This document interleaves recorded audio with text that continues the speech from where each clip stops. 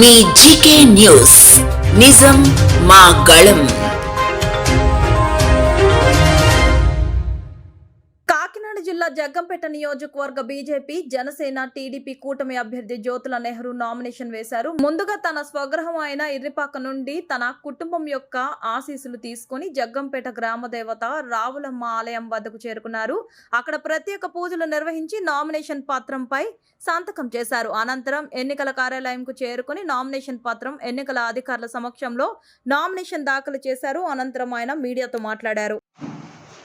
52 Jaggampeta assembly నియోజకవర్గం నుండి ఒక స్థానాన్ని భర్తీ చేయటకు అభ్యర్థిగా ఎన్నిక కోసం నామినేట్ అయిన జ్యోతుల వెంకటప్పారావు అనే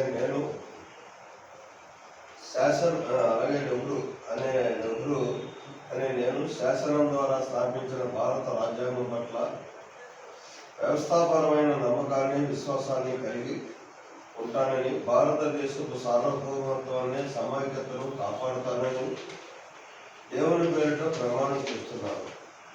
సత్యనిష్టాపూర్వకంగా ప్రతిజ్ఞ చేస్తున్నాను.